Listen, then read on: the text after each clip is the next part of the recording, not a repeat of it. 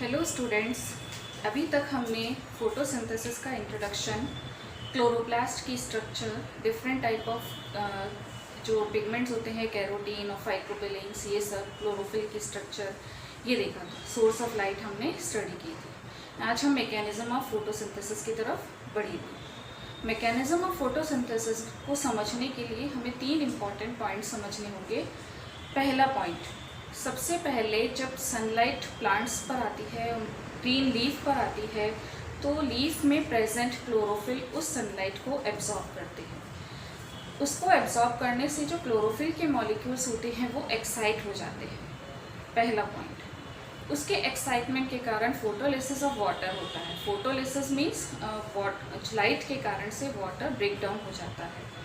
जो इलेक्ट्रॉन्स निकलते हैं एक्साइटेड क्लोरोफिल से, they are accepted by different acceptor. उनको अलग अलग इलेक्ट्रॉन एक्सेप्टर जो होते हैं वो एक्सेप्ट करते हैं।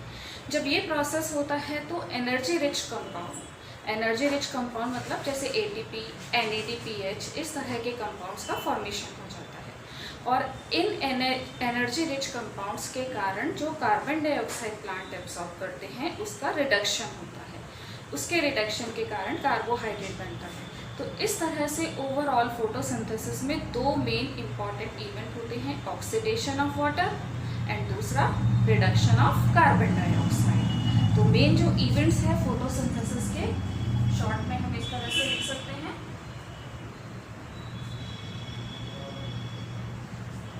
Mechanism of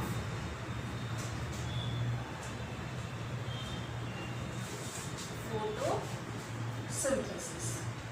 First point, plant absorbs sunlight, or we can say that sunlight is absorbed. Because of this, chlorophyll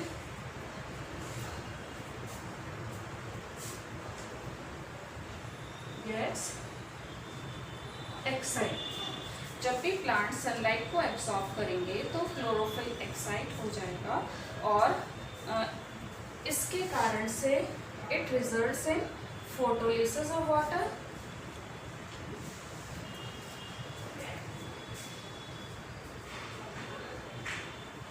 because of this oxygen, hydrogen and electrons are released.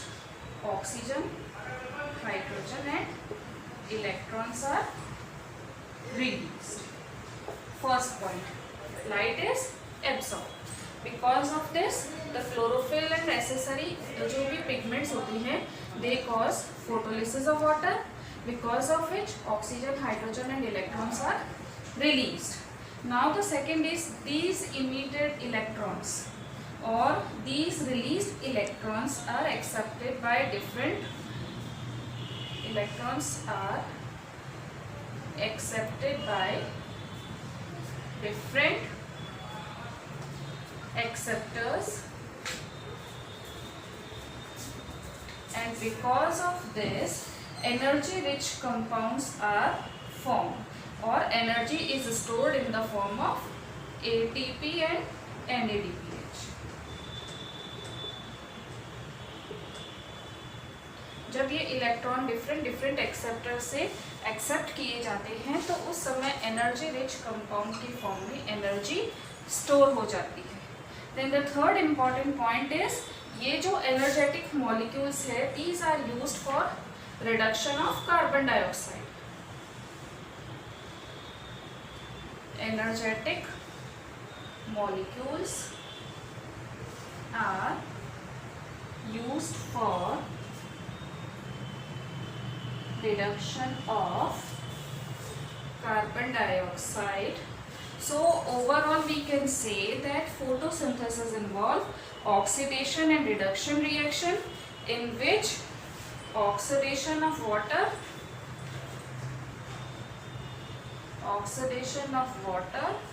and reduction of CO2 earth.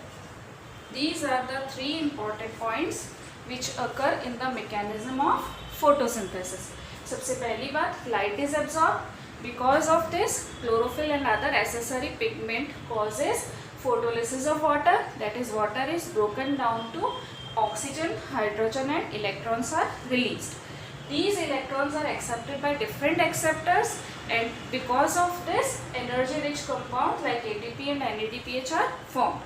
अब हमारे पास ATP और NADPH जैसे compounds आ जाते हैं तो इसके कारण से जो कार्बन डाइऑक्साइड एब्जॉर्ब होती है उसका रिडक्शन होता है ऑर्गेनिक कंपाउंड कार्बोहाइड्रेट में, और इस तरह से इस पूरे प्रोसेस में ऑक्सीडेशन एंड रिडक्शन रिएक्शन होती है फोटोसिंथेसिस में। नाउ एक साइंटिस्ट आए थे जब ये सारी स्टडी हो रही थी जिनका नाम था इमर्सन। इमर्सन ने अपने जो को वर्कर्स हैं उनके साथ में एक इम्पॉर्टेंट कंक्लूजन निकाला। उन्होंने ये देखा कि अगर हाई वेवलेंथ वाली मोनोक्रोमेटिक लाइट को अपन प्लांट्स पर डालते हैं तो जो रेट ऑफ फोटोसिंथेसिस होती है वो डिक्रीज़ हो जाती है, और जो हाई वेवलेंथ वाली लाइट है वो रेड रीजन से रिलेटेड है, तो इसलिए उन्होंने उसको रेड ड्रॉप नाम दिया। ड्रॉप मीन्स गिरना, तो फोटोसिंथेसिस की जो रेट है वो गिर जाती है अगर अपन हाई वेवलेंथ वाली जो लाइट है उससे फोटोसिंथेसिस को करवाने की कोशिश करते हैं। और अगर यही एक्सपेरिमेंट में अगर हम हाई और लो वेवलेंथ वाली जो लाइट है अगर वो प्लांट्स पर डालते हैं तो उसके कारण जो फोटोसिंथेसिस की रेट है वो बढ़ जाती है, इंक्रीज हो जाती है। तो उसको उन्होंने कहा था एनहेंसमेंट एक्सपेरिमेंट और इमर्सन एनहेंसमेंट कंक्लूजन या एक्सपेरिमेंट, कि अगर हम रेड ड्रॉप की बात करें तो हाई जो वेवलेंथ वाली लाइट है उसको यूज़ करने पर फोटोसिंथेसिस की जो रेट है उसमें कमी आ जाती है, लेकिन अगर हम कॉम्बिनेशन में यूज़ करते हैं हाई एंड लो वेवलेंथ वाली लाइट को तो it causes increase in rate of photosynthesis. उससे उन्होंने ये कंक्लूजन निकाला कि प्लांट्स में कुछ मिक्स तरह के पिगमेंट होते हैं, दो पिगमेंट काम करते हैं, उनमें से कुछ जो होते हैं वो हाई वेवलेंथ वाली लाइट को एब्जॉर्ब करते हैं और कुछ पिगमेंट जो होते हैं वो लो वेवलेंथ वाली लाइट को एब्जॉर्ब करते हैं। ऑन बिहाफ ऑफ दैट उन्होंने ये कंक्लूजन निकाला कि फोटोसिंथेसिस में दो पिगमेंट एग्जिस्ट करते हैं, PS1 एंड PS2। PS1 के लिए उन्होंने ये माना कि जो प्लांट PS1 जो होता है इसमें भी अप्रॉक्सीमेटली 200 से 300 तक के पिगमेंट और वी कैन से 400 तक के पिगमेंट्स होते हैं, जिनमें एक रिएक्शन सेंटर होता है which is surrounded by accessory pigments. यहाँ पर जब सनलाइट गिरती है तो एसेसरी पिगमेंट्स की लाइट को एब्जॉर्ब करके रिएक्शन सेंटर को दे देते हैं और इस रिएक्शन सेंटर से इलेक्ट्रॉन एमिट होता है and then this electron is accepted by different photon acceptor.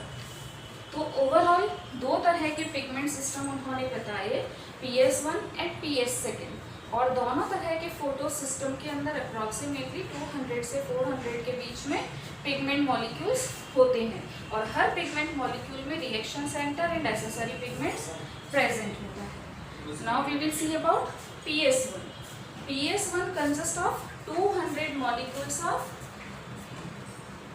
Chlorophyll, और इसमें भी chlorophyll 660, then chlorophyll 670, then chlorophyll 680, then chlorophyll 690, chlorophyll 700. Along with that it is having carotenoids. Carotenoids के भी लगभग 50 molecules होते हैं। तो ये सारे जो भी क्लोरोफिल के मॉलिक्यूल्स और कैरोटिनॉइड्स के जो पिगमेंट्स होते हैं ये सारे सनलाइट को एब्जॉर्ब करते हैं जो कि अलग अलग वेवलेंथ की होती है और उसको ट्रांसफ़र कर देते हैं इनमें। उसके बाद में स्पेशली जो भी अलग अलग जो भी एसेसरी पिगमेंट्स हैं वो सारे भी वेवलेंथ को एब्जॉर्ब करके और सारी जो सनलाइट है उसको रिएक्शन सेंटर पे दे देते हैं। रिएक्शन सेंटर में देने के बाद this light is transfer to the reaction centre. Reaction centre में देने के बाद फोटोकेमिकल रिएक्शन होती है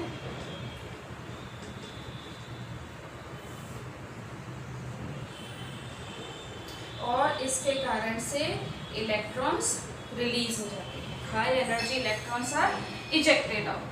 This photosystem participate in both cyclic and non cyclic photophosphorylation, जिसे हम अभी पढ़ेंगे। साइक्लिक एंड नॉन साइक्लिक दोनों ही फोटोफॉस्फोरिलेशन में पार्टिसिपेट करता है।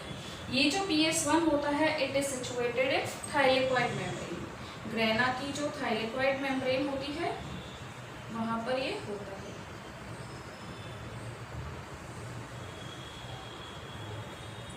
और इसके साथ में स्ट्रोमा में भी प्रेजेंट होता है। ओवरऑल सबसे पहले सनलाइट पे ये वेवलेंथ वाली रेज को एब्जॉर्ब किया जाता है। Then these are transmitted to the reaction centre पे ट्रांसफर होने पर energy rich electrons are emitted and these electrons are then accepted by photo acceptors.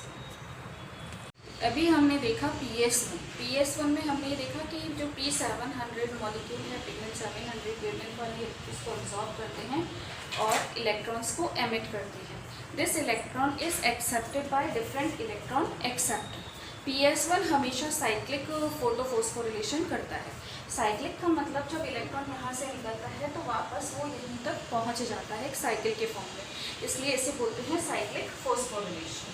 सबसे पहले जब पिगमेंट P700 जो होता है उसमें रिएक्शन सेंटर जो कि ये है, ये इस पर सनलाइट पड़ने के कारण से इलेक्ट्रॉन को एमिट करेगा। These electrons are accepted by different electron acceptors like iron sulfide protein, then ferredoxin, then cytochrome B6, then cytochrome F, then plastocyanin। जब ये प्लास्टोसाइनिन पे पहुंचते हैं तो ये इलेक्ट्रॉन जो रिलीज होते हैं ये वापस P700 से एब्जॉर्ब कर लिए जाते हैं। इस प्रोसेस में एक जगह जब साइटोक्रोम B6 से इलेक्ट्रॉन साइटोक्रोम F पर ट्रांसफर होता है तब ADP और इनऑर्गेनिक फॉस्फेट के साथ ATP का फॉर्मेशन होता है, एनर्जी रिच कंपाउंड का फॉर्मेशन होता है और ये इलेक्ट्रॉन वापस यहीं पर पहुंच जाता है, इसलिए इसे बोला जाता है साइक्लिक फोटोफॉस्फोरिलेशन। साइक्लिक फोटोफॉस्फोरिलेशन की डिस्कवरी सबसे पहले एर्नॉन ने करी थी, एर्नॉन एटल ने करी थी। उन्होंने ये बताया कि जो फोटोफॉस्फोरिलेशन होता है ये दो तरह का होता है, साइक्लिक एंड नॉन साइक्लिक। तो हम जो PS1 पढ़ रहे हैं उसमें केवल साइक्लिक फोटोफॉस्फोरिलेशन होता है और जो PS1 होता है उसमें सबसे पहले हाई लाइट, ये जो लाइट होती है sunlight, it energised P700 molecule. P700 molecule को एनर्जेटाइज करने के कारण से इलेक्ट्रॉन एमिट होते हैं। These electrons then are accepted by different acceptors like iron sulphide, then ferredoxin, then cytochrome B6, then cytochrome F, and then plastocyanin. In this process, the electron which is released from the plastocyanin again returns back to P700. During this transport, ADP is converted to ATP. तो इसलिए इस process में ATP का synthesis होता है। Sunlight को use करते हैं इसलिए इसे बोलते हैं photophosphorylation.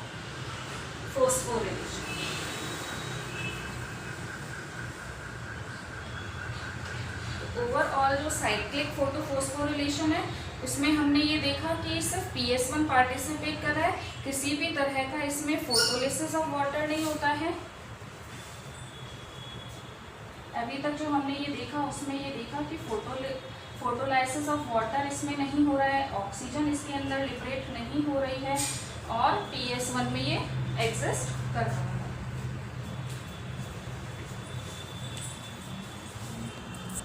Now we will study about PS2। अभी हमने देखा PS1 जो कि P700 वेवलेंथ की लाइट को एब्जॉर्ब करते हैं और ये साइक्लिक फोटोफॉस्फोरिलेशन कॉज करता है। Now we will see about PS2 photosystem second. जो फोटोसिस्टम सेकेंड होता है इसमें भी लगभग 200 मॉलिक्यूल्स ऑफ क्लोरोफिल होते हैं एंड क्लोरोफिल जो होते हैं वो अलग अलग वेवलेंथ की लाइट को एब्जॉर्ब करते हैं, जैसे क्लोरोफिल 650, क्लोरोफिल 660, क्लोरोफिल 680। इसके अलावा इसमें कैरोटिनॉइड्स होते हैं 50 टाइप्स के। दूसरे फोटो पिगमेंट्स जो होते हैं हमें मिलते हैं जैसे chlorophyll B, plastoquinone, pheophytin, ferredoxin, cytochrome B6, इस तरह के पिगमेंट्स भी हमें मिलते हैं। ये नॉन साइक्लिक और साइक्लिक फोटोफॉस्फोरिलेशन दोनों को इन्वॉल्व करता है। इसमें सबसे पहले जो फोटो सिस्टम सेकेंड होता है वो लेस देन 680 nm की वेवलेंथ को एब्जॉर्ब करता है। जब ये इस वेवलेंथ को एब्जॉर्ब करेगा तो इलेक्ट्रॉन रिलीज होंगे। ये electron they are accepted by different again acceptors, इनको भी वापस से डिफरेंट एक्सेप्टर एक्सेप्ट करते हैं। जैसे सबसे पहले इसको एक्सेप्ट करता है फियोफाइटिन। जब फियोफाइटिन उन इलेक्ट्रॉन्स को एब्जॉर्ब करेगा तो उस केस में यहाँ पर ऑक्सीडेशन ऑफ वाटर होगा, यानी फोटोलिसिस ऑफ वाटर होगा, और वाटर अपने इनिशियल कंपोनेंट में इलेक्ट्रॉन्स के साथ रिलीज कर देगा। तो जो रिएक्शन होगी हमारे पास में वो इस तरह से आएगी कि water will decompose in the presence of Mn and Cl, manganese और क्लोराइड की प्रेजेंस में फोटोलिसिस ऑफ वाटर होगा, हमें हाइड्रोजन आयन, ऑक्सीजन और इलेक्ट्रॉन मिलेंगे। अब इन इलेक्ट्रॉन्स को अलग अलग जो एक्सेप्टर है वो एक्सेप्ट करेंगे। सबसे पहले these electrons are transmitted to P680, जो कि रिएक्शन सेंटर का काम करता है। इस रिएक्शन सेंटर से इलेक्ट्रॉन्स ट्रांसफर होकर के फियोफाइटिन में जाते हैं, वहाँ से इनको PQ एब्जॉर्ब करता है प्लास्टोक्विनॉन। PQ से they are accepted by cytochrome B6, then cytochrome F, then plastocyanin. ये सब इलेक्ट्रॉन एक्सेप्टर है जो इन इलेक्ट्रॉन को एक्सेप्ट करते हैं और आगे ट्रांसफर करते जाते हैं। जब ये यहाँ से इलेक्ट्रॉन को ट्रांसपोर्ट करता है तो यहाँ पर ADP और इनऑर्गेनिक फॉस्फेट को यूज करके और ATP rich energy rich compound का फॉर्मेशन होता है। उसके बाद में प्लास्टोसाइनिन के बाद these electrons are then transported to P700। वापस इलेक्ट्रॉन यहाँ से रिएक्शन सेंटर पे नहीं आता है, इसीलिए ही हम इसको नॉन साइक्लिक फोटोफॉस्फोरिलेशन कहते हैं। जो फोटो सिस्टम फर्स्ट था हमने ये देखा था कि वहाँ पे इलेक्ट्रॉन यहाँ से स्टार्ट होता है और वापस यहीं पर ही आ जाता है, इसलिए वो साइक्लिक था।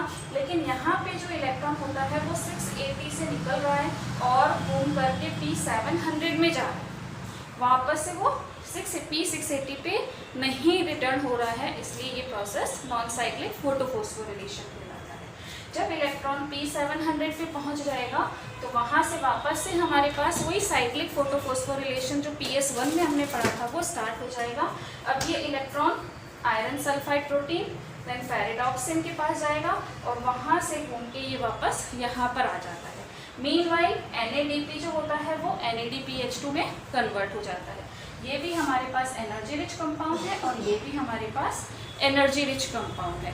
तो जो हमारा PS1 और PS2 होता है इसमें वेवलेंथ पर्टिकुलर वेवलेंथ को एब्जॉर्ब करने के बाद एनर्जी रिच कंपाउंड का फॉर्मेशन होता है और वो एनर्जी रिच कंपाउंड जो होते हैं वो ATP और NADPH2 होते हैं। यही लाइट रिएक्शन का इम्पॉर्टेंट फंक्शन होता है और इन्हीं एनर्जी रिच कंपाउंड को यूज़ करके डार्क रिएक्शन होगी जिसमें कार्बन डाइऑक्साइड का रिडक्शन होगा और उससे कार्बोहाइड्रेट का फॉर्मेशन होगा। फोटोसिंथेसिस में हम ये पढ़ते हैं कि कार्बोहाइड्रेट का फॉर्मेशन होता है, लेकिन उस कार्बोहाइड्रेट के सिंथेसिस के लिए CO2 का रिडक्शन होना है और उस रिडक्शन के लिए इन्हें एनर्जी रिच कंपाउंड की ज़रूरत पड़ती है।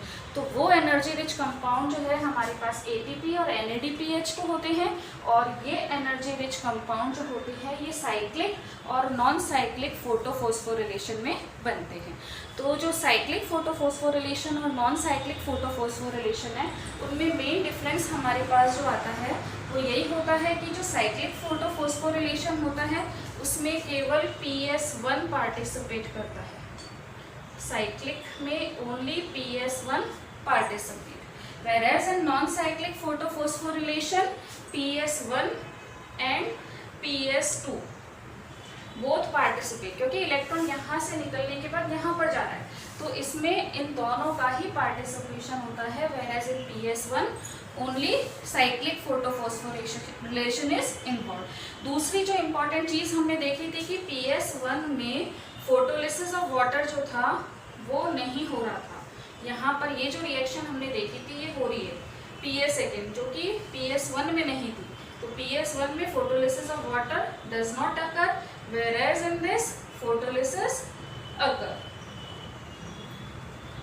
तीसरा इंपॉर्टेंट डिफरेंस हमने ये देखा कि इस प्रोसेस में PS2 में ऑक्सीजन इज इवॉल्व, यहाँ पर ऑक्सीजन इवॉल्व नहीं होती है PS1 में, जबकि साइक्लिक के अंदर नॉन साइक्लिक में oxygen is evolve. Then NADPH2 is not generated in this process. NADPH2, this is not formed. Here NADPH2 is formed. So this is non-cyclic and this one is cyclic. Cyclic में PS1 is involved. In non-cyclic, PS1 and PS2 both are involved. Then in cyclic, oxygen and water का hydrolysis नहीं होता है, oxygen evolve नहीं होती है, NADPH2 का formation नहीं होता है. नॉन साइक्लिक फोटोफॉस्फोरिलेशन देखेंगे तो इसमें फोटोलिसिस ऑफ वाटर होता है, ऑक्सीजन इवॉल्व होती है और NADPH2 का फॉर्मेशन भी होता है.